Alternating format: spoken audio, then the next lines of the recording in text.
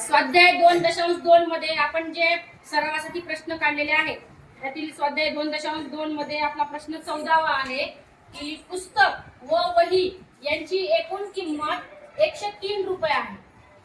पुस्तकाची किंमत वहीपेक्षा 27 रुपये जास्त आहे, तर पुस्तकाची किंमत किती? आता या ठिकाणी आपल्याला पुस्तकाची किंमत दिली नाही आणि वहीची पण किंमत दिलेली नाही. मग काय करणार? पुस्तक म्हणजे आता या ठिकाणी त्याच्यानंतर वही, पुस्तक व यांची एकूण किंमत. आता हे एक एक्स अधिक एक्स माहित नाही आपल्याला किती आहे, 103 रुपये आहे. पुस्तकाची किंमत माहित नाही, वहीची किंमत माहित नाही, म्हणून हे एक्स आहे, हे एक्स धरू. त्यानंतर याची किंमत किती आहे, 103 रुपये आहे. पुढे काय म्हणले? पुस्तकाची किंमत, याची किंमत वहीपेक्षा 27 रुपये जास्त आहे. या वहीपेक्षा याच्यापेक्षा हे किती आहे, 27 रुपयाने जास्त आहे. म्हणून x अधिक 27 अधिक हे x तशाच तसे बरोबर 103. x अधिक 27 अधिक x बरोबर 103. कारण का केलं आपण x अधिक 27? कारण पुस्तक हे वहीपेक्षा 27 रुपयाने जास्त आहे म्हणून.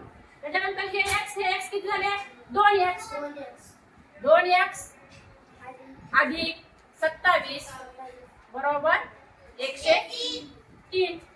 आणि त्यानंतर आपण काय करणार, हे 2x जशाच तसे हे बरोबर हे 103. हे अधिक 27 आहेत, इकडे येऊन वजा 27 होतात. 2x बरोबर आता 103 मधून 27 जर काढले तर वजाबाकी किती येते? हे बघा, 103 मधून जर आपण 27 काढले तर 6 उरले. या ठिकाणी 9तून 2 गेले 7 म्हणजे 76. मग x बरोबर आहे हे 76 भागिले 2 गुणिले 2 आहे, तिकडे येऊन काय झाले भागिले 2.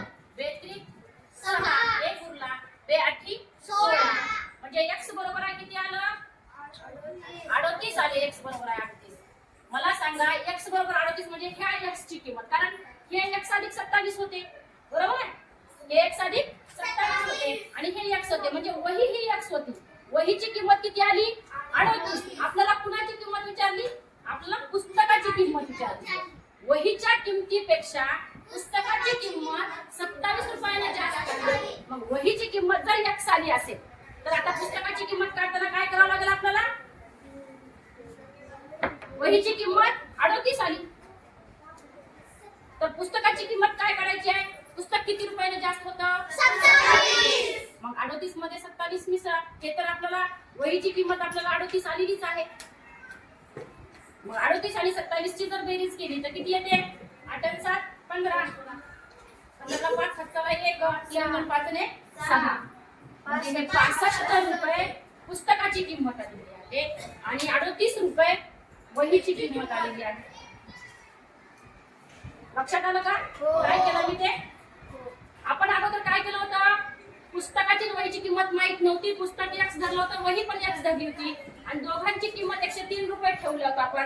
पुढे काय म्हणलं होतं की पुस्तकाची किंमत ही वहीपेक्षा 27 रुपयाने जास्त आहे, म्हणजे ही वही x होती पण पुस्तकही x होतं, पण x मध्ये 27 आपण जास्त केलं होतं, x अधिक 27 अधिक x बरोबर 103. मग हे x आणि हे x 2x होतात, तुम्हाला माहित आहे. 2x अधिक 27 बरोबर 103.